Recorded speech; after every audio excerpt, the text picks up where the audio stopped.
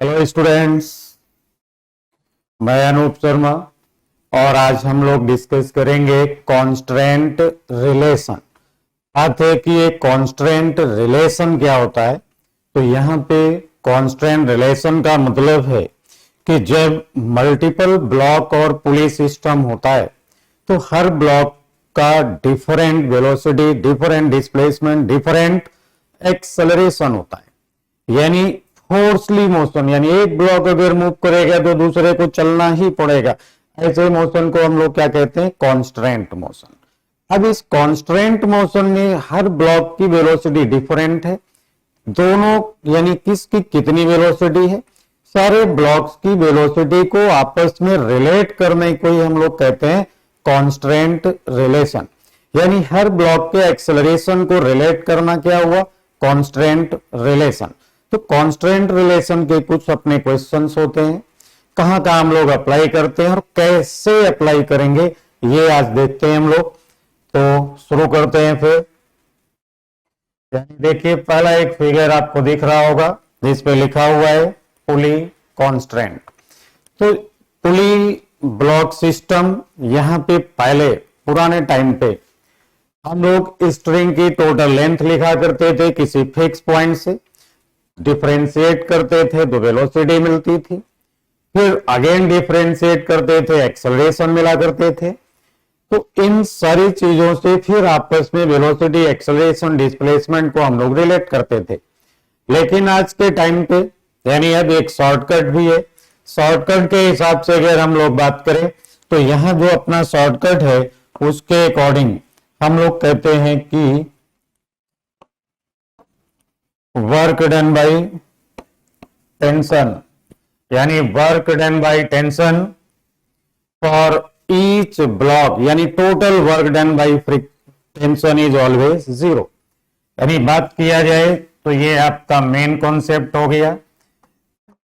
T dot ds यानी displacement is equal to zero. ये है अपना मेन कॉन्सेप्ट। अब अगर हम लोग यहां पे देखें तो हमने यहां से लेकर के एक सिंगल स्ट्रिंग का इस्तेमाल किया हुआ है। सिंगल स्ट्रिंग यानी यहां से देखिए अपनी स्ट्रिंग स्टार्ट होगी, ये स्ट्रिंग यहां से घूम करके फिर यहां पे जाके खत्म हो गई। तो इस पूरे स्ट्रिंग में देखिए टेंशन क्या होगा? सेम होगा। टेंशन हर जगह सेम होगा तो यहां पे हम टेंशन को क्या कह सकते हैं? टी। यानी T1 को क्या कह दिया हमने? टी। अब ये टी यहां पे भी होगा। टी यहां पे अगर हम लिखते हैं टेंशन तो इधर स्ट्रिंग में टेंशन फिर क्या होना चाहिए? 2T। यानी जो T2 है या बी पे जो स्ट्रिंग लगी है इस पे टेंशन कितना हो गया? 2T। अब इनमें से अगर हम मान लेते हैं कि ये ब्लॉक हमें नीचे ले जा रहा है तो ये ब्लॉक किधर जा रहा होगा? फिर ऊपर जा रहा होगा। इसके लिए देखिए टेंशन की डायरेक्शन क्या है? अवे फ्रॉम सिस्टम, यानी ऊपर की तरफ होगी। तो यहां अगर हम वर्क लिखते कितना होगा तो ये हो गया था T1 x1, साथ में होता cos 180, यानी ये रहा भाई -T(x1). ब्लॉक बी के लिए अगर हम वर्क की बात करते तो यहां पे देखिए टेंशन किधर लग रहा है? ब्लॉक बी पे, यानी ये ब्लॉक बी हो गया। देखो इस बी पे ऊपर की तरफ टेंशन हो गया भाई 2T। अब इस ब्लॉक को जाना भी ऊपर की तरफ है तो इसका डिस्प्लेसमेंट भी हो गया यहाँ पे x2। अब अगर इधर इसका वर्क लिखें WT क्या होगा तो ये हो गया था 2T x2 cos 0, यानी ये पॉजिटिव हो गया 2T x2। अब टोटल वर्क क्या होना चाहिए था? 0। तो टोटल वर्क यानी W1 plus W2 is equal to क्या हो गया? 0 हो गया। तो यहां तो हो गया भाई Tx1 minus Tx1 plus Tx2 2Tx2, ये वर्क होना चाहिए था 0, यानी दोनों वर्क क्या होना चाहिए? बराबर। तो ये मिला T1 x1 is equal to T2 x2। अब अगर इन्हीं को हम लोग डिफरेंशिएट कर ले तो हमें क्या मिल जाएगी? वेलोसिटी मिल जाएगी। यानी ये हो गया भाई T1 v1 is equal to T2 v2। इसे भी अगर डिफरेंशिएट करते तो फिर हो गया था T1 a1, यानी T1 a1 is equal to T2 a2। कुल मिलाकर के यहां से जो नेट हम लोगों ने इतना सीखा कि ये work done by tension, total work done by tension या summation of work done by tension is always 0। बस इसी से हम लोग डिस्प्लेसमेंट के रिलेशन, वेलोसिटी के रिलेशन और एक्सेलरेशन के रिलेशन कैलकुलेट कर लेंगे। बात करते हैं थोड़ा सा इसी में और। तो यहां पे जो लिखने का अपना तरीका होगा वो क्या होगा, कहेंगे summation of tension vector dot displacement vector is equal to 0। दूसरा हम कह सकते हैं कि tension dot velocity is equal to 0 या tension dot acceleration is equal to 0। तो ये है अपना बेसिक कॉन्सेप्ट। यहीं से अभी अभी हम लोगों ने लिखा था, क्या लिखा था, T1 x1 is equal to T2 x2 या T1 v1 is equal to T2 v2 या फिर हम करेंगे T1 a1 is equal to T2 a2। और इस तरीके से हम लोग डिस्प्लेसमेंट, वेलोसिटी और एक्सेलरेशन को आपस में रिलेट करेंगे। इतनी बात क्लियर हो गई। तो नेक्स्ट देखते हैं हम लोग इससे आगे। अब यहां पे देखिए आपको कुछ फिगर्स दिख रहे होंगे। अगर बात किया जाए इन फिगर्स में तो यहां पे देखिए एक ब्लॉक लगा रखा है 5 kg, ये हो गया 4 kg। अब इनके अगर हमें एक्सेलरेशन देखना है तो पहले हम पहले ब्लॉक ए की बात करते हैं। ए में देखिए यहां से हमने स्ट्रिंग का इस्तेमाल किया जो सिंगल स्ट्रिंग है। अब ये सिंगल स्ट्रिंग है तो हम कहेंगे यहां पे टेंशन क्या होना चाहिए, टी। इस पुली के लिए टेंशन टी, इस पुली में स्ट्रिंग में इधर भी टेंशन टी, तो डाउनवर्ड कितना होगा 2t, यानी इस लोअर ब्लॉक पे जो टेंशन होगा 2t होगा और किधर होगा, अपवर्ड डायरेक्शन में होगा। तो यहां पे अगर इनके एक्सेलरेशन को रिलेट करना है तो वही लिखते हैं हम लोग T1 a1 is equal to T2 a2। अब T1 हो गया T एक्सेलरेशन a1 मान लिया हमने, तो फिर T2 हो गया 2t और एक्सेलरेशन हो गया a2, यानी यहां a1 इज इक्वल क्या होगा 2a2 होगा। तो a1 और a2 इस तरीके से हम लोगों ने रिलेट कर लिया। अब रिलेट करने के बाद में बात, अगर इनके एक्सेलरेशन a1 a2 को फाइंड करना है तो फाइंड करने के लिए अब हम लोग यहाँ पे इक्वेशन बनाते। देखिए इक्वेशन क्या होती, इतनी बात क्लियर हो गई। तो बात करते हैं फिर इक्वेशन की। अब इस 4 kg ब्लॉक को अगर हम मूव करा दें डाउनवर्ड डायरेक्शन में तो इसके लिए टेंशन तो इधर अभी T लिख रखा था, डाउनवर्ड इसका वेट होता 4g। तो इसके लिए इक्वेशन बन के तैयार हो जाती 4g minus T is equal to 4a1। अब 5 kg ब्लॉक की बात करें तो यहां टेंशन कितना हो गया 2t, डाउनवर्ड डायरेक्शन में इसका वेट होता 5g। अब इसे फिर ऊपर जाना होगा, अब इसे ऊपर भेज रहे होते तो ये हो गया था 2t minus 5g is equal to 5a2। अब ये दो इक्वेशन हमारी इस तरीके से बन गई थी। अगली इक्वेशन बनाते तो अगली इक्वेशन अभी हम लोगों ने लिखा था कि a1 is equal to 2a2। अब 3 वेरिएबल है हमारे पास में और 3 इक्वेशन है। वेरिएबल क्या है, a1 a2 और टेंशन। यहां 3 इक्वेशन भी बन के तैयार हो गई। अब हम आसानी से इसे कैलकुलेट कर सकते हैं, आसानी से इसको सॉल्व कर सकते हैं। इतना क्लियर हो गया होगा। तो बात करते हैं हम लोग नेक्स्ट क्वेश्चन, यानी नेक्स्ट फिगर जो अपना यहाँ पे बना हुआ है। अब इसमें देखते हैं हम लोग। तो इस फिगर में अगर बात किया जाए तो यहां इस फिगर के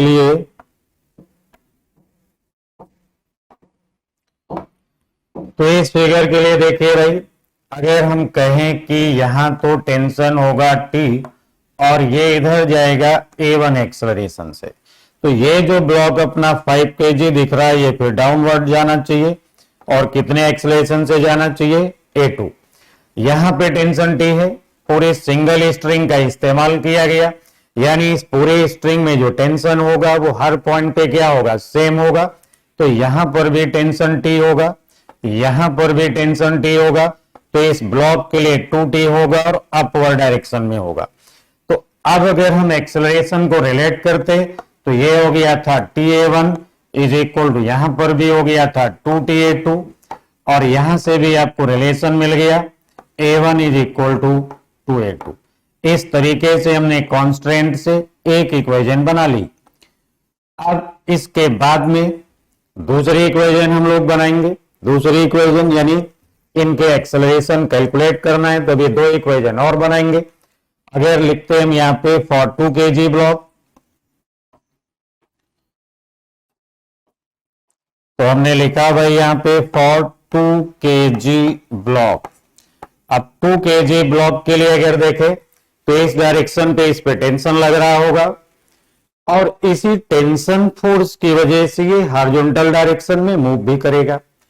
अपवर्ड डायरेक्शन में नॉर्मल रिएक्शन होगा जो इसके वेट से बैलेंस हो जाएगा। तो 2 kg ब्लॉक की जो इक्वेशन होगी वो होना चाहिए T is equal to 2a1। समझ गए। अब इस 5 kg ब्लॉक की बात करें तो 5 kg ब्लॉक को किधर जाना होगा, डाउनवर्ड।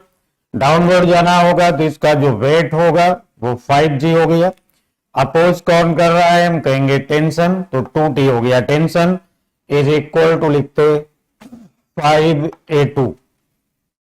तो 5g minus 2t is equal to 5a2।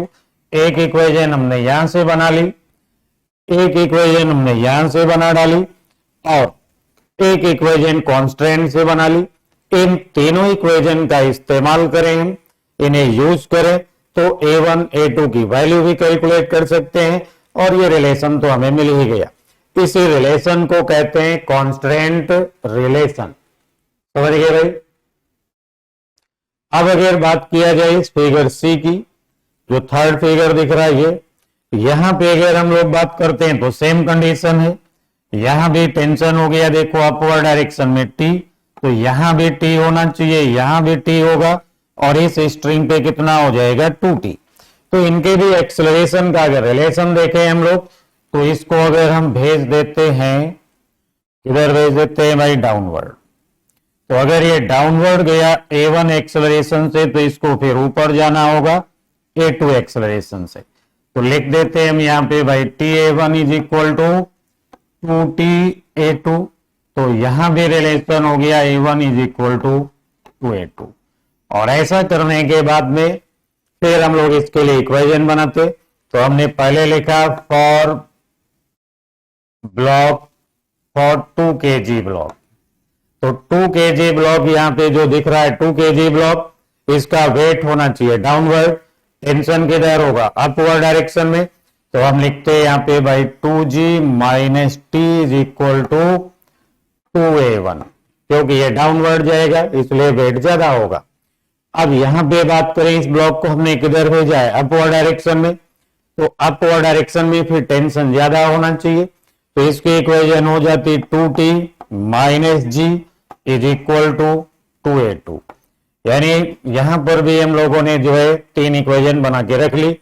एक इक्वेशन ये हो गई, देखो एक इक्वेशन यहां पे बनी हुई है और एक इक्वेशन ये बना ली। इन तीन इक्वेशन का यूज करेंगे और यूज करके हम लोग a1 a2 बड़े आराम से कैलकुलेट कर सकते हैं। इतनी बात क्लियर हो गई, तो फिर हम लोग आगे देखते हैं थोड़ा। अब देखिए यहाँ पे क्या लिखा हुआ है, पुली कांस्टेंट। तो जब हम इस पुली में यहाँ देख रहे हैं कि यहाँ इसकी वेलोसिटी क्या है vp, हमने कह दिया कि ये इधर भी जा रहा होगा कितनी वेलोसिटी से vb, ये जा रहा है कितनी वेलोसिटी से va।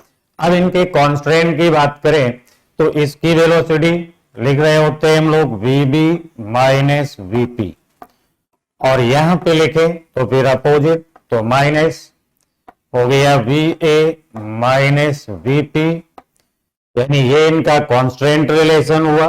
यहां से भी अगर हम लिखें तो ये हो गया vb plus va is equal to 2vp, यानी vp इज इक्वल टू हो गया vb plus va divided by 2। ऐसे ही अगर हम यहां पे बात करते कि नहीं भाई ये तो वेलोसिटी की बात हो गई, अब मान लीजिए इसका एक्सेलरेशन इधर होता a2, इसके एक्सेलरेशन को हमने क्या लिखा a1, और पुली के एक्सेलरेशन को अगर हम लिख दें a0, तो यहां पर भी a0 इज इक्वल क्या होना चाहिए A1 plus A2 divided by 2। यानी पुली में जो कांस्टेंट रिलेशन होगा वेलोसिटी, डिस्प्लेसमेंट और एक्सेलरेशन का, वो इस तरीके से कुछ लिखेंगे।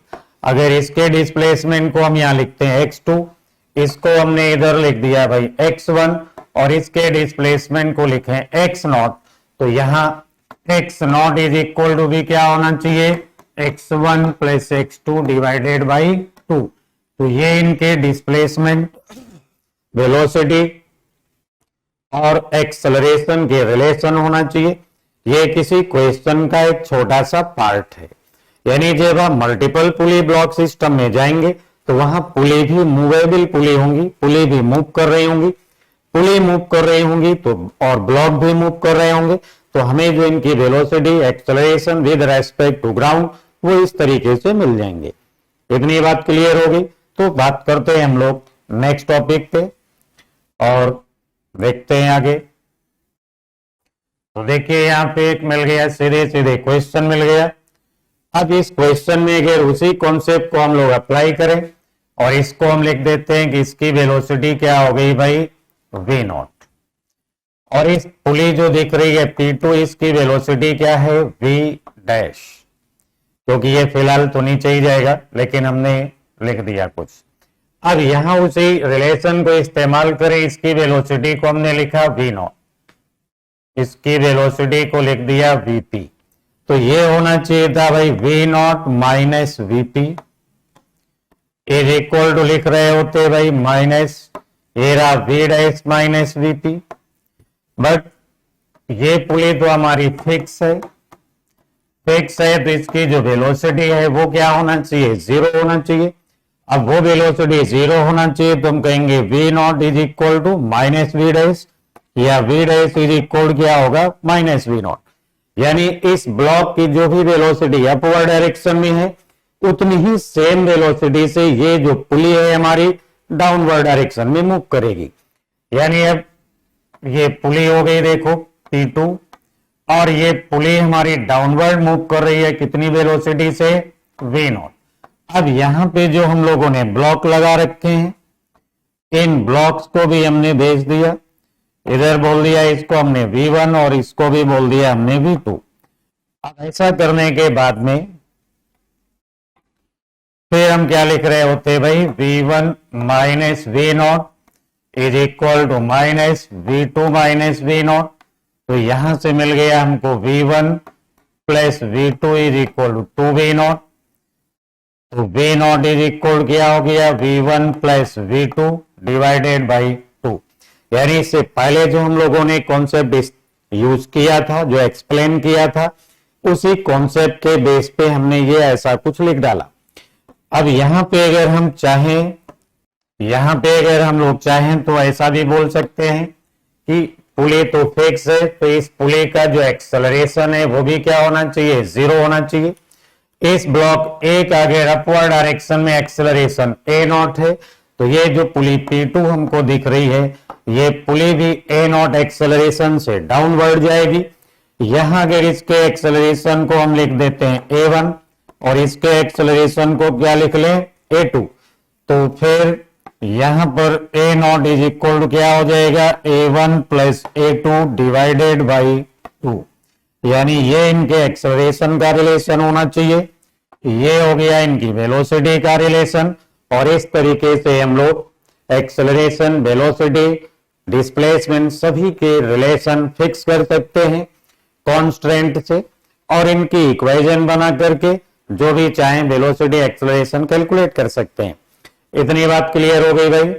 अब इतनी बात क्लियर है तो फिर हम लोग देखते हैं नेक्स्ट केस पे क्या है। तो आगे आगे हम लोग यहां पे देखिए एक क्वेश्चन दिख गया आपको।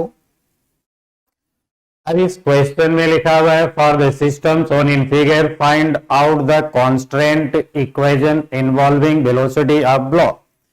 चलिए बहुत अच्छी बात है भाई। तो देखिए यहाँ पे थोड़ा सा कुछ और डिस्कस करते हैं हम लोग। मान लीजिए ये पुली है, अब इस पुली को मूव कराना, पुली हो गई भाई, और ये स्ट्रिंग है। इस पुली को अगर हम मूव कराना शुरू कर दें तो थोड़ी देर के बाद ये पुली हमारी यहां पहुंच जाएगी। तो जब पुली हमारी यहां पहुंच जाएगी तो ये ब्लॉक भी जो है ना, यानी ये स्ट्रिंग भी ऊपर थोड़ा शिफ्ट हो गए। कितना शिफ्ट हो जाएंगे? तो अगर ये पुली हमारी x लेंथ यहां से मूव करके आगे निकल गई x, तो ये दोनों पॉइंट जो आपको दिख रहे हैं ये भी कितनी डिस्टेंस मूव कर जाएंगे? x। लेकिन यहीं पे अगर हम आपसे कहें कि भाई ऐसी बात तो नहीं है, बात यह है कि ये पुली है अपनी और इसे, ये जो स्ट्रिंग है, इन स्ट्रिंग में से एक को तो हमने फिक्स कर दिया और ये पॉइंट इसका लूज है, इसे हमने v नॉट वेलोसिटी से चलाना शुरू कर दिया और ये पुली हमारी यहां तक पहुंच गई। पुली अगर यहां इतना मूव कर गई है तो जो एंड इसका फिक्स था वो तो अभी भी फिक्स होगा, बट अगर ये पुली हमारी कितना आगे मूव कर गई है x, तो अब ये जो स्ट्रिंग का पार्ट है ये कितनी डिस्टेंस मूव कर गया होगा? 2x। यानी हम कह सकते हैं कि जो फिक्स पॉइंट है उसकी वेलोसिटी क्या होगी? 0, लेकिन जो दूसरा पॉइंट मूव कर रहा है उसकी वेलोसिटी क्या होगी? 2v होगी। इतनी बात क्लियर हो गई। इसे कॉन्सेप्ट का यहां पे फिर हम लोग इस्तेमाल करते हैं। तो देखिए हमने कह दिया एक पॉइंट तो ये हो गया और एक पॉइंट हमने यहां पे ले लिया। अब इस पॉइंट की वेलोसिटी को अगर हम लिखें, चलो a b c और ये हो गया d। अब बात करते हैं यहां पे अगर, तो देखिए v और b ये दो पॉइंट्स हैं। अगर ये स्ट्रिंग ऊपर जा रही होगी तो ये स्ट्रिंग फिर किधर आ रही होगी? नीचे आ रही होगी। तो हम लिख सकते थे यहां पे va minus vb divided by 2 is equal to v1। जो थोड़ी देर पहले हम लोगों ने कांस्टेंट यूज किया था उसी का इस्तेमाल कर रहे हैं, बट ये पॉइंट यहां पे फिक्स है तो va क्या होना चाहिए? 0 होना चाहिए। अब va 0 होगा तो va minus vb upon 2 is equal क्या हो गया? v1, या vb इज इक्वल क्या हो गया? Minus 2v1। तो एक चीज तो हमको यहां से पता चल गई। अब बात करते हैं हम ब्लॉक 2 के लिए। तो जब सेकेंड ब्लॉक के लिए बात किया जाए, ये सेकेंड ब्लॉक है, कितनी वेलोसिटी से जा रहा होगा? v2। कितनी वेलोसिटी से जा रहा है भाई? v2। अब इसे हमने नीचे भेज रखा है तो ये पॉइंट फिर ऊपर जा रहा होगा और ये पॉइंट नीचे आ रहा होगा। तो यहां पे हम लिखते फिर vc minus vd divided by 2 is equal क्या होना चाहिए? v2 होना चाहिए। ये सेकेंड ब्लॉक की बात है। तो यहां से आपको मिला vc minus vd is equal to 2v2। ठीक है भाई, या vd अगर हम यहां पे कैलकुलेट करें तो vc मिल जाएगा। ठीक है भाई, थोड़ी देर बाद में भी देखते हैं। अब हम बात करते हैं इस पॉइंट 3 की। तो पॉइंट 3 में देखिए, अब ये तो वेलोसिटी हो गई भाई, जितनी यहां वेलोसिटी होगी वही वेलोसिटी इसकी होना चाहिए v3 की। तो फिर यहां पे क्या हो गया भाई? लिख रहे होते हम लोग vd minus v3, vd minus v3, क्योंकि ये दोनों की वेलोसिटी फिर क्या होना चाहिए? इनकी सेम होना चाहिए। तो ये हो गया सेम, यानी vd इज इक्वल क्या हो गया? v3। अब यहां vd दिख रहा है तो vd को हम लोग क्या लिख सकते हैं? v3। यहां आगे vb दिख रहा है, vb को क्या कह सकते हैं? 2v1। तो इस तरीके से हम लोगों ने आपस में इनको रिलेट कर लिया कि इनकी वेलोसिटी क्या होनी चाहिए। ठीक है भाई, तो रिलेशन मिल गए हमको। ये 3 इक्वेशन यहाँ पे दिख रही होंगी। इन 3 इक्वेशंस का इस्तेमाल करेंगे, क्योंकि ये vd कितनी हो गया? v3, तो ये vc मिल जाएगा। जितना जो vc है वही vb होगा, तो vb vc इक्वल है, vd मिल गया v3। तो हमने रिलेट कर लिया इनकी। तो बच गया भाई vb और vc क्या होगा? इक्वल होगा। तो ये हो गया भाई minus 2v1 minus v3 is equal to 2v2। तो इस तरीके से v1, v2 और v3 आपस में रिलेट हो गए। ठीक है भाई, इतनी बात क्लियर हो गई। आगे बढ़ते हैं फिर नेक्स्ट। अब यहां पर भी देखिए एक छोटा सा एग्जाम्पल बना हुआ है, A1 और A2 को आपस में रिलेट करना है, तो हमें फिर से वही चीज याद करनी पड़ेगी कि वर्क डन बाई टेंशन, यानी work done by tension is equal to 0, T dot x is equal to 0। और यहीं से भी हम लोगों ने लिखा था T1A1 is equal to T2A2। तो यहां पे देखिए टेंशन क्या होगा T, यहां पे क्या होगा T, यहां भी होगा T, यहां हो गया T तो ये T हो गया। अब यहां होगा 2T तो ये होना चाहिए 2T। अब 2T यहां पे कितना हो गया 4T, तो यहां पे भी होना चाहिए 4T, यानी 4 2 6 1 7, तो 7T A2 इज इक्वल क्या हो गया TA1, यानी A1 is equal to 7A2। तो ये इनका अपना रिलेशन हो गया। एग्जैक्टली सेम कॉन्सेप्ट का इस्तेमाल करेंगे, सेम कॉन्सेप्ट का इस्तेमाल यहां कर लेंगे। तो यहां पे देखिए भाई यहां टेंशन क्या हो गया T, अब यहां T होगा टेंशन, तो यहां पर भी T होगा, लेकिन ये जो स्ट्रिंग दिख रही है यहां क्या हो जाएगा 2T। अब 2T यहां होगा तो यहां पर भी क्या होना चाहिए 2T। अब 2T तो इस स्ट्रिंग में टेंशन कितना होगा 4T, तो इधर वाली स्ट्रिंग में भी क्या होना चाहिए 4T। अब 4T यहां कितना हो गया 8T, तो यहां पे भी क्या होना चाहिए 8T, यानी इधर वाली स्ट्रिंग में 8T, फिर 4T, फिर 2T, फिर T, तो हो गया 8 4 कितना 12 3 15, यानी इसके लिए अगर हम लिख रहे होते तो ये हो गया था भाई 15A2 is equal to TA1, तो 15T था, A2 is equal to TA1, तो ये मिल गया आपको 15A2 is equal to A1। तो ये इनके एक्सेलरेशन का रिलेशन हो गया, यानी उसी कांस्टेंट का हम लोगों ने इस्तेमाल किया। इतनी बात क्लियर होगी। अब इतनी सी बात क्लियर है तो हम लोग और देखते हैं, बहुत सारे कांस्टेंट रिलेशन होते हैं, तो थोड़ा और देखते हैं। अब देखिए यहां पर भी आपको एक फिगर दिख रहा होगा, और इस फिगर को अगर हम लोग ध्यान से देखें, हमने कह दिया मान लो ये ब्लॉक इधर मूव करके आ गया कितना x1, ये ब्लॉक कितना मूव करके आ गया इधर x2, तो फिर ये जो ब्लॉक नीचे जाना चाहिए कितना जाएगा, तो ये ब्लॉक जाना चाहिए x, और x क्या होना चाहिए x1 plus x2 divided by 2। अब कैसे हुआ, तो इधर से स्ट्रिंग कितनी हो गई x1, यानी ये स्ट्रिंग कितनी बढ़ गई यहाँ पे x1, ये ब्लॉक आ गया तो स्ट्रिंग और थोड़ी सी लूज हुई, कितनी हो गई x2, तो ये टोटल लेंथ कितनी हो गई भाई x1 प्लस x2 हो गई। अब इसी को अगर हम ऐसे फोल्ड कर दें तो इधर डिस्टेंस होगी x1 plus x2 divided by 2, और इधर भी जो स्ट्रिंग की लेंथ होगी वह x1 plus x2 divided by 2 होगी, यानी ये जो ब्लॉक जाएगा हमारा कितनी डिस्टेंस नीचे जाएगा x1 plus x2 divided by 2।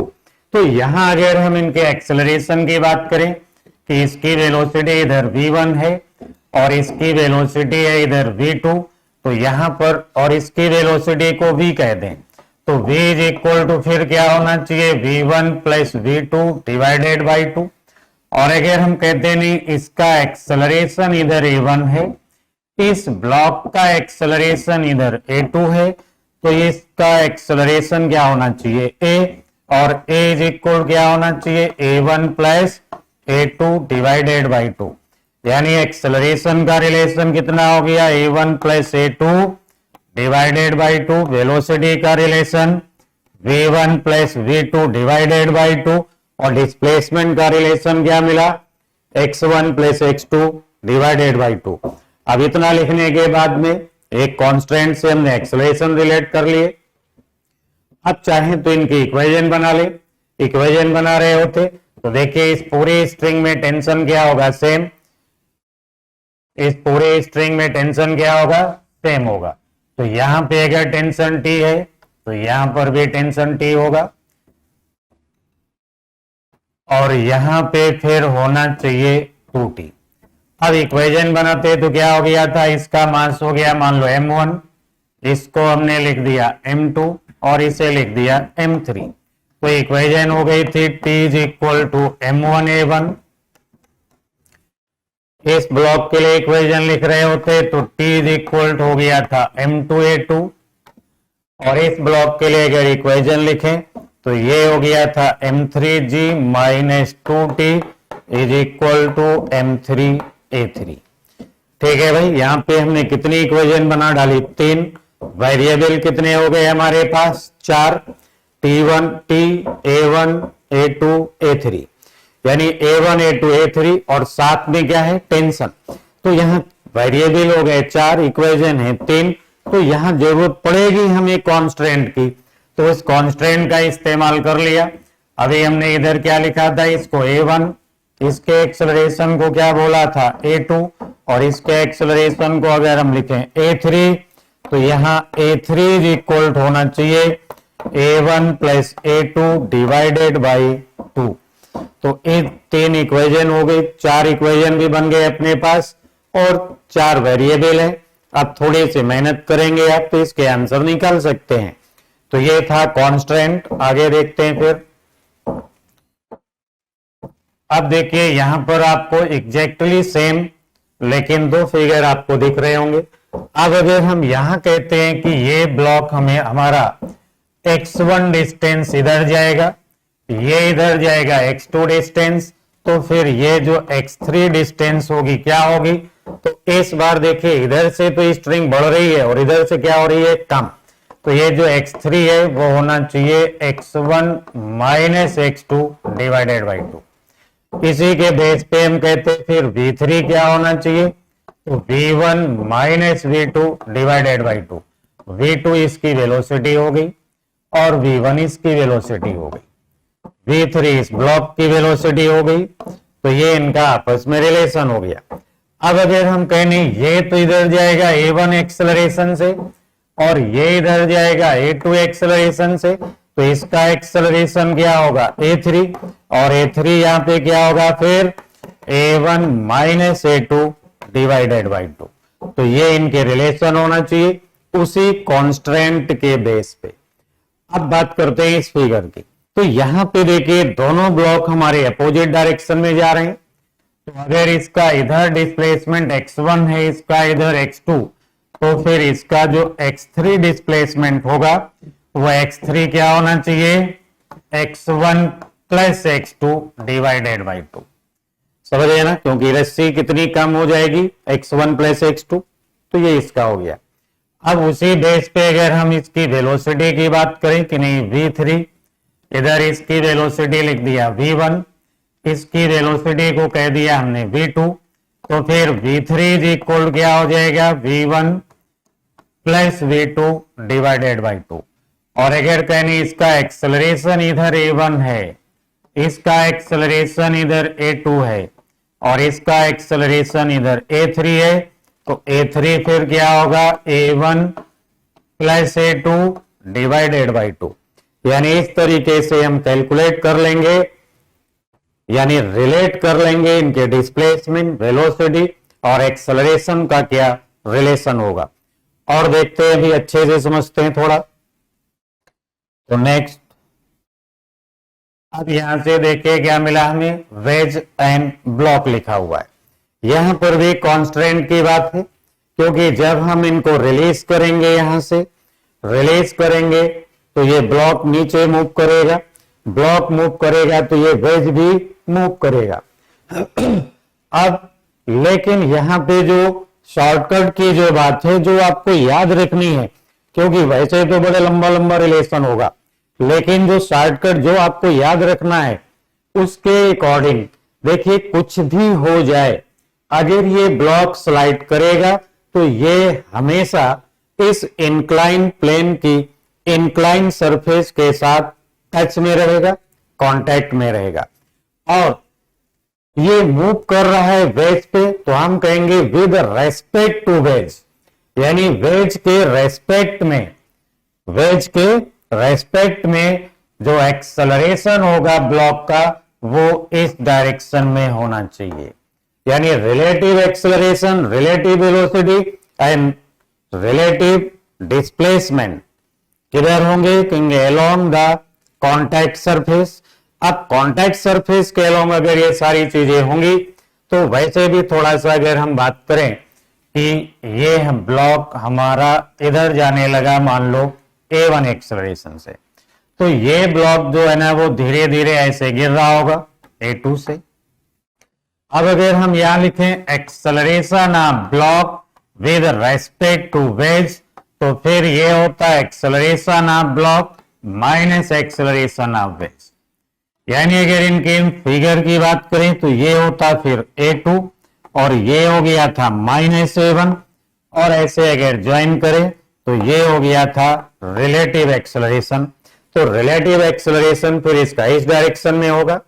अब देखिए ये एंगल है कितना, थीटा, ये एंगल हॉरिजॉन्टल से कितना बन रहा है भाई, थीटा बन रहा है।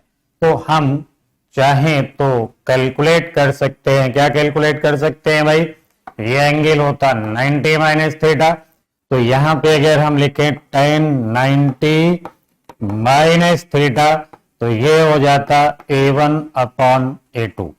यानी इस तरीके से हम वेज और ब्लॉक दोनों के एक्सेलरेशन को आपस में रिलेट कर सकते हैं। ठीक है, इतनी बात क्लियर हो गई। अगर कुछ प्रॉब्लम है तो नेक्स्ट क्वेश्चन में देख लेते हैं। यहां पर भी एग्जैक्टली सेम कंडीशन आपको दिख रही है, दो ब्लॉक हैं, यहाँ पे दो ब्लॉक हैं एक दूसरे के साथ कांटेक्ट में है। अब अगर इस सिस्टम को हम रिलीज करें, इन्हें चलने के लिए फ्री करें, तो ये मूव भी करेंगे। अब मूव करेंगे तो कौन किधर मूव करेगा, तो देखिए ये तो सर्टेनली डाउनवर्ड डायरेक्शन में जाना चाहेगा mg की वजह से, और इसके पास भी केवल एक ही रास्ता है कि वो हॉरिजॉन्टल डायरेक्शन में मूव करे। अब अगर हम यहां पे कैलकुलेट करें कि एक्सेलरेशन ऑफ, दो हमने यहां पे लिख लिए, यानी अगर हम कैलकुलेट करें acceleration of A with respect to B या acceleration of B with respect to A, कुछ भी कर सकते हैं यहां पे। तो अगर हम कुछ करते हैं तो क्या होगा भाई फिर, तो जब हमने लिखा acceleration of B with respect to A, तो ये होगा acceleration of B minus acceleration of A. इतनी बात समझ में आ गई होगी। अब इतनी सी बात अगर समझ में आ गई है तो फिर देखो एक्सेलरेशन बी का किधर है, डाउनवर्ड डायरेक्शन में A1, और इसका एक्सेलरेशन किधर है, ये हो गया A2। तो अब जो रिलेटिव होगा वो इस डायरेक्शन में होना चाहिए। तो यहां पे रिलेटिव मिल गया हमको। अब ये रिलेटिव एक्सेलरेशन यहाँ पे दिख रहा है, तो हम इन दोनों के एंगल थीटा गिवन है हमको, हम बड़े आराम से A1 A2 को रिलेट कर लेते हैं। यहां पे दूसरी कंसेप्ट भी इस्तेमाल कर सकते हैं, वो भी बहुत अच्छा सा है, उसको देख लीजिए। यानी अभी अभी हमने कहा था कि ये ब्लॉक मान लीजिए इधर मूव कर रहा है, और ये जो ब्लॉक है किधर मूव करेगा, वर्टिकली डाउनवर्ड। तो A1 तो डाउनवर्ड था और A2 इस डायरेक्शन में। तो यहां एक ही पॉइंट पे हमने इन लोगों को बना लिया भाई। फिर कहते हैं कि ये इनकी परपेंडिकुलर सरफेस हो गई। अब ये थीटा एंगल है तो ये 90 माइनस थीटा होता, और ये एंगल वंस अगेन थीटा हो जाता। सॉरी, ये थीटा है, ये 90 माइनस थीटा, ये थीटा, और ये 90 माइनस थीटा है, तो ये एंगल फिर से थीटा हो गया। अब अगर हम A1 और A2 को रिजॉल्व करें तो A1 का इधर कंपोनेंट आएगा A1 cos थीटा, और A1 का एक कंपोनेंट इधर आना चाहिए A1 sin थीटा। अब अगर हम A2 को रिजॉल्व करते हैं तो A2 का भी एक कंपोनेंट इस डायरेक्शन में आना चाहिए, जिसे हम लिख रहे होते A2 cos थीटा, और इस डायरेक्शन में एक आना चाहिए जिसे हम लिखते A2 sin थीटा। अब देखिए कांटेक्ट ब्रेक ना हो, इसका मतलब है कि कांटेक्ट सरफेस के परपेंडिकुलर, यानी ये जो वेलोसिटी एक्सेलरेशन ये सब क्या होना चाहिए, इक्वल होना चाहिए। अब इक्वल होना चाहिए तो यहां क्या हो गया, A1 cos theta is equal to A2 sin theta, और यहां से भी मिल गया आपको A1 is equal to A2 tan theta.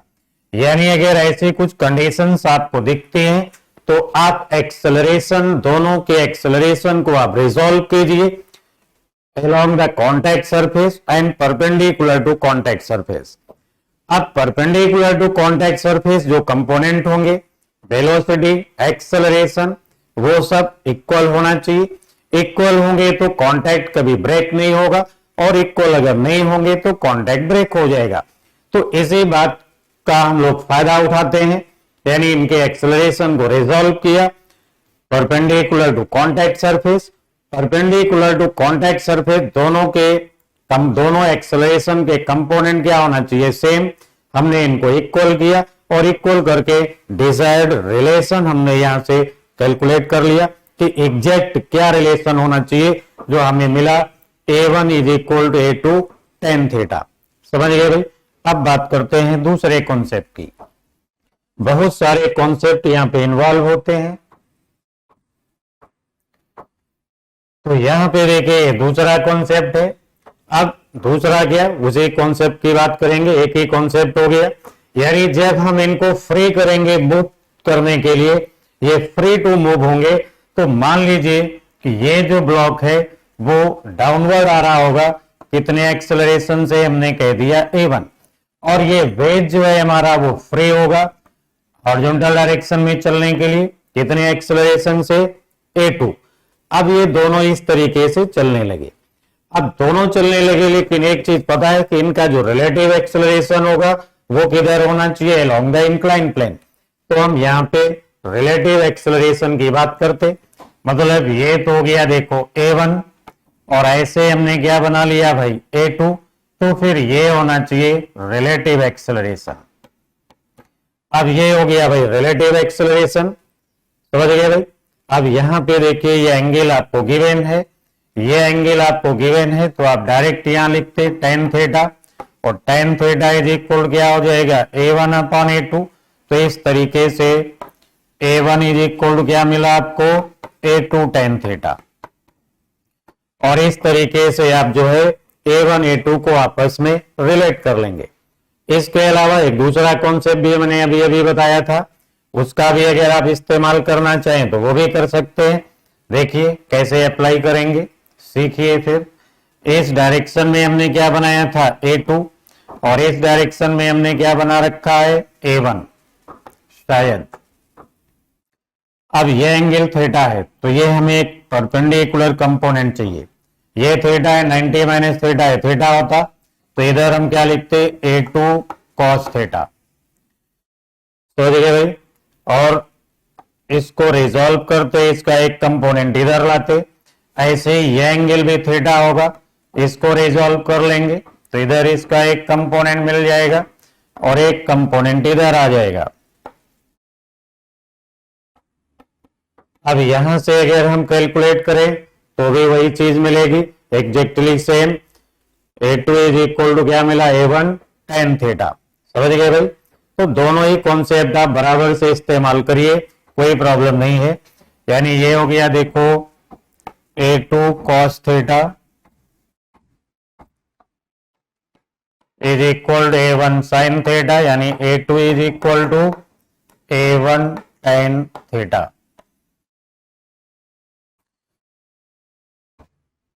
समझ गए भाई। तो इस तरीके से आप आराम से कैलकुलेट कीजिए, कोई प्रॉब्लम नहीं है। आगे बढ़ते हैं हम लोग। अब देखिए एग्जैक्टली सेम, यहां पर भी आपको वही मिल गया। तो देखिए यहां पर भी क्या होगा, कहेंगे इसका जो एक्सेलरेशन है रॉड का वो तो डाउनवर्ड होना चाहिए, ए लिख दिया हमने, और इसका जो एक्सेलरेशन है इधर क्या होना चाहिए A1, और रिलेटिव एक्सेलरेशन फिर इधर होगा। तो अब अगर ये एंगल थीटा है तो इसको हम थीटा कह सकते हैं। यहां पर अगर हम देखें एक्सेलरेशन, रिलेटिव एक्सेलरेशन की बात करें तो ये हो गया देखो A, और ये हो गया A1। तो ये रहा इनका रिलेटिव एक्सेलरेशन। समझिए भाई। अब देखिए एंगल हमें पता है तो हम यहां से A1 और A को रिलेट कर सकते हैं। ठीक है भाई। अगर ऐसे ही हम कहें कि नहीं इसका एक्सेलरेशन इधर A2 है, ये तो डाउनवर्ड ही आ रहा होगा A एक्सेलरेशन से, लेकिन रिलेटिव एक्सेलरेशन इसका इधर होना चाहिए। तो फिर ये हो गया देखो a, इधर हो गया भाई a2, और ये हो गया इनका रिलेटिव एक्सेलरेशन। अब ये जो एंगल गिवन है, इन एंगल के बेस पे हम लोग a और a2 को कैलकुलेट कर लेंगे। a रिलेटिव है, एंगल पता है, थोड़ी सी ट्रिग्नोमेट्री का इस्तेमाल करो, a1 a2 आपको मिल जाएंगे। ठीक है भाई, तो इस तरीके से यहां पर भी हम लोग इनको आपस में रिलेट कर सकते हैं। अब बात करते हैं हम लोग नेक्स्ट कॉन्सेप्ट की। तो आगे अब देखिए कि ये क्वेश्चन मिल गया, एग्जैक्टली सेम उसी कॉन्सेप्ट को इस्तेमाल कर लेते हैं। तो भाई अभी अभी हम लोगों ने पढ़ा था कि वेव्स की जो रिलेटिव वेलोसिटी होगी किधर होगी, अलोंग द इंक्लाइन प्लेन। तो यहां पे देखिए एक जो हमें ये दिख रहा है स्फेयर, इस स्फेयर के पास में एक तो ये डाउनवर्ड भी जाना चाहिए और इसको इधर भी जाना चाहिए। अब देखो इन दोनों की वेलोसिटी दोनों एक दूसरे के साथ क्या है, टच में है। अब दोनों एक दूसरे के साथ टच में है तो ये कॉन्टेक्ट सरफेस के परपेंडिकुलर, हमने कहा था वेलोसिटी और एक्सेलरेशन इनके कंपोनेंट क्या होना चाहिए, सेम होना चाहिए। किधर, परपेंडिकुलर टू कॉन्टेक्ट सरफेस। तो अब ये 2u वेलोसिटी से अगर वेज हमारा इधर मूव कर रहा है टुवर्ड्स राइट, तो ये vx इज इक्वल टू यहाँ पे फिर कितना होना चाहिए, 2u होना चाहिए। अगर 2u नहीं होगा तो इनकी कांटेक्ट लूज हो जाएगी।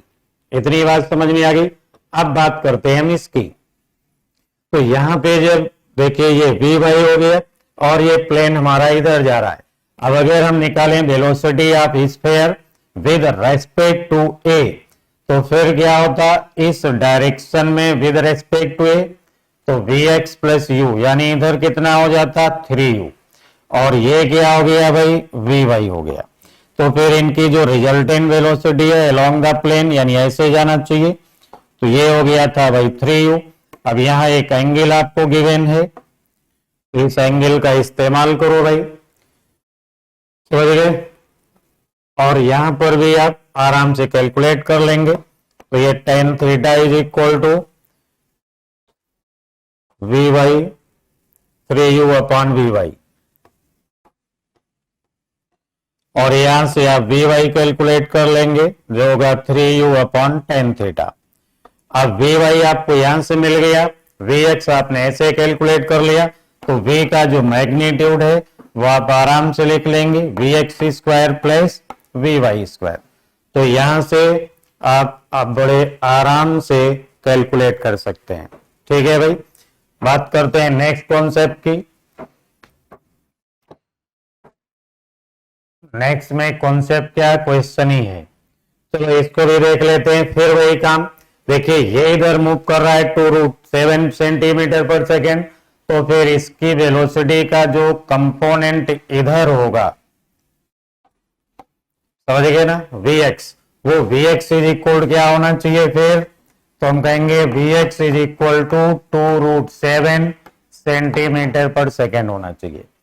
अब बात करें अगर यहीं पे निकालें velocity of sphere with respect to block b, तो फिर b की वेलोसिटी का रिवर्स करेंगे, तो ये जो स्फीयर है, इस स्फीयर में एक वेलोसिटी तो आपको इधर मिल जाएगी 2√7 प्लस 7, 2√7 प्लस √7 यानी कितना हो गया 3√7, तो 3√7, और ये हो गया भाई वी वाई। अब इसकी भी रिजल्टेंट वेलोसिटी इसी डायरेक्शन में जाना चाहिए, और ये एंगल भी आपको पता है, ये रिलेटिव हो गई, तो आप यहां से बड़े आराम से निकाल सकते हो भाई, क्या होगा tan theta is equal to V Y upon 3√7। तो इस तरीके से आपको वी वाई मिल जाएगा, यानी वी वाई यहाँ पे कितना आ गया 3√7 tan थीटा। थीटा कितना है 30, उसकी वैल्यू डाल दो, तो वी भी आपको मिल जाएगा। फिर इसकी वेलोसिटी क्या होगी √vx square plus V Y square, और इस तरीके से आप इसकी फाइनल वेलोसिटी कैलकुलेट कर लेंगे। और फाइनल वेलोसिटी किधर होना चाहिए, अलोंग द दिस सरफेस, समझ गए ना, ये है रिलेटिव। तो सेम कॉन्सेप्ट यहां पे इस्तेमाल किया गया। अब आगे देखते हैं फिर, अब देखिए क्या लिखा हुआ है, रॉड कांस्टेंट। तो फिर हम लोग ये जानते हैं कि बात यह है कि जैसे कोई रॉड है, अब अगर इस रॉड में हम कहीं इसकी इधर वेलोसिटी है v1 और इधर कहीं वेलोसिटी है v2 और इसकी वेलोसिटी को हम लोग रिजॉल्व करें अलोंग द लाइन ज्वाइनिंग, यानी इसकी वेलोसिटी को अगर हम रिजॉल्व करें along the line joining and perpendicular, तो इधर जो v1 का कंपोनेंट होगा तो ये परपेंडिकुलर कंपोनेंट हो गया v1 का, और इधर v1 का एक पैरेलल कंपोनेंट होगा। ऐसे ही अगर हम v2 को रिजॉल्व करें तो एक कंपोनेंट इसका इधर आएगा और एक v2 का कंपोनेंट इधर भी होगा। ठीक है भाई, ये दो दो कंपोनेंट हो गए। अब यहां सोचने वाली बात यह है कि जो कंपोनेंट है यानी इन पॉइंट्स की जो वेलोसिटी है उसका इफेक्ट किधर है, along the line joining. But ये क्या चीज है, कहेंगे ये है रॉड। अब रॉड है तो ना तो ये स्ट्रेच हो सकती है ना कंप्रेस हो सकती है, यानी रॉड क्या है, रिजिड बॉडी। अब रिजिड बॉडी है, ये कंप्रेस भी नहीं हो सकती, स्ट्रेच भी नहीं हो सकती। इसका मतलब है कि इन दोनों पॉइंट्स के जो कंपोनेंट है वेलोसिटी के अलोंग द लाइन ज्वाइनिंग, वो फिर क्या होना चाहिए, सेम होना चाहिए। यानी v2 का जो पैरेलल कंपोनेंट है इज इक्वल टू v1 का पैरेलल कंपोनेंट, ये दोनों क्या होना चाहिए, सेम होना चाहिए। अगर ये दोनों कंपोनेंट इक्वल नहीं होंगे तो रॉड फिर हमारी कंप्रेस हो सकती है या स्ट्रेच हो सकती है। बस इसी को हम लोग एज ए कॉन्सेप्ट इस्तेमाल करेंगे। ठीक है, कहां कहां इस्तेमाल करेंगे, कहेंगे जब भी कोई टाइट स्ट्रिंग होगी तो उसके किसी भी दो पॉइंट्स की वेलोसिटी क्या होगी, हमेशा सेम होगी। ठीक है भाई, अब इसी कॉन्सेप्ट का यहां पे इस्तेमाल कर लेते हैं। देखिए ये कोई क्वेश्चन है, यहां वेलोसिटी v1 है, यहां वेलोसिटी v2 है और इस मोमेंट पे ये एंगल थीटा है। अब हम अगर इस v1 को रिजॉल्व करने की बात करें तो फिर v1 का एक कंपोनेंट इधर होगा v1 cos थीटा, और इस v1 का एक कंपोनेंट इधर होना चाहिए v1 sin थीटा। अब यहां आगे ये थीटा है तो ये क्या होगा, 90 माइनस थीटा। इस v2 को रिजॉल्व करते अलोंग द लाइन ज्वाइनिंग तो इधर क्या हो गया था, v2 sin थीटा, और इस डायरेक्शन में हो जाता फिर v2 cos थीटा। समझ गए भाई। अब हम कहेंगे कि ये जो कंपोनेंट है अलोंग द रॉड ये दोनों कंपोनेंट क्या होना चाहिए, सेम होना चाहिए, अदरवाइज रॉड हमारी डिफॉर्म हो सकती है। यानी v2 sin theta must be equal to v1 cos theta, और यहां से हमने निकाल लिया कि v2 होना चाहिए v1 cot थीटा। तो इस तरीके से इस कॉन्सेप्ट का हम लोग इस्तेमाल करते हैं। कॉन्सेप्ट क्या है कि किसी भी रिजिड बॉडी की अगर दो पॉइंट्स की वेलोसिटी को हम रिजॉल्व करें along the line joining between the points and perpendicular to line joining between the points, then the component which are parallel yani along the line joining must be same, otherwise body get deformed। समझ गए भाई, इसी बात का हम लोगों ने इस्तेमाल किया और फट से आंसर आ गए। तो यहां ज्यादा आपको टेंशन लेने की जरूरत नहीं है, बस ये छोटे छोटे कुछ कॉन्सेप्ट हैं जिन्हें आप याद रखिए और बड़े बड़े क्वेश्चन का मजा लीजिए। तो आगे देखते हैं हम लोग फिर कुछ। तो यहां पे देखिए एक क्वेश्चन आपको दिख रहा होगा। अब इस क्वेश्चन में देखिए यहां वेलोसिटी गिवन है 10 मीटर पर सेकेंड, एंगल कितना गिवन है 60 डिग्री। तो फिर से हम लोग वही बात बोल सकते हैं कि ये जो रॉड के ये जो पॉइंट्स है इनकी वेलोसिटी क्या होना चाहिए, सेम। ठीक है भाई, अदरवाइज ये स्ट्रिंग क्या होगी, टूट जाएगी, स्ट्रेच हो जाएगी। जबकि यहां लिखा होगा इन एक्सटेंसिबल स्ट्रिंग, यानी स्ट्रिंग को डिफॉर्म नहीं किया जा सकता। तो फिर अगर हम रिजॉल्व करें इसको तो इधर वेलोसिटी इस पॉइंट की क्या होना चाहिए, 10 cos 60, और ये अगर इधर v वेलोसिटी से चल रहा है तो ये वेलोसिटी क्या होना चाहिए, v, यानी 10 cos 60 must be equal to v होना चाहिए।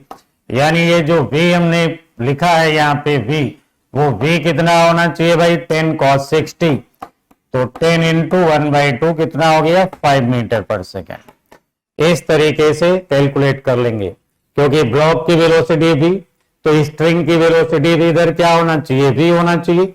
ये ब्लॉक हमारा इधर मूव कर रहा है, इसका मतलब इस डायरेक्शन में फिर कितनी वेलोसिटी होगी v cos 60, और along the line joining velocity क्या होना चाहिए सेम।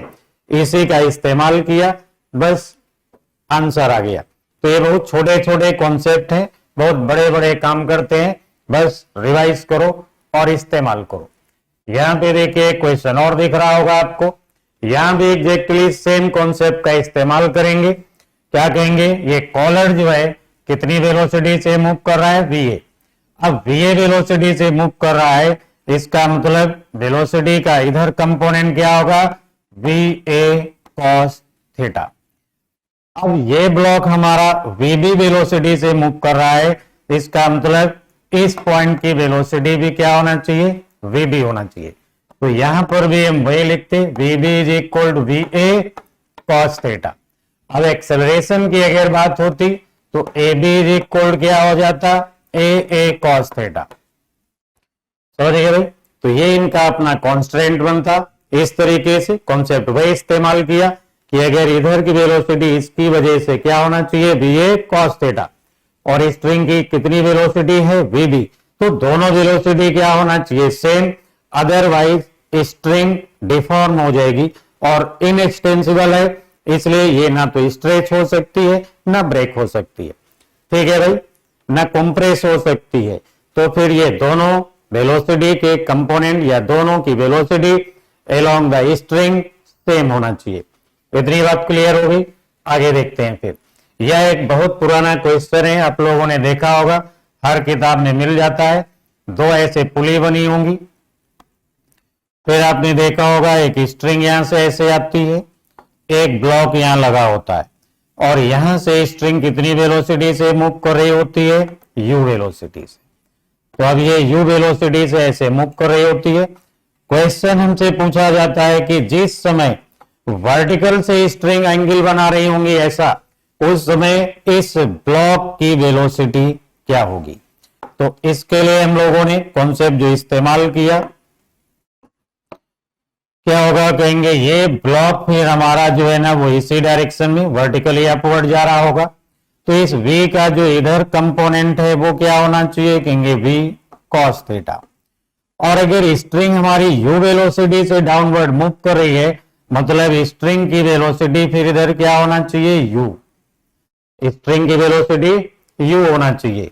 यानी फिर हम लिखते हैं u is equal to v cos theta और v is equal to u upon cos theta. समझिए भाई, तो इस तरीके से कैलकुलेट कर लेते। तो ये जो कॉन्सेप्ट बहुत छोटे छोटे हैं, बट ये बहुत बड़े बड़े काम करते हैं, इसलिए इनको रिवाइज करके रखो, पढ़ के, और इस्तेमाल करिए, एंजॉय करिए, ठीक है। बाकी फिर हम लोग मिलते हैं नेक्स्ट टॉपिक पे और फिर कुछ चीजें डिस्कस करेंगे। तब तक के लिए नमस्कार।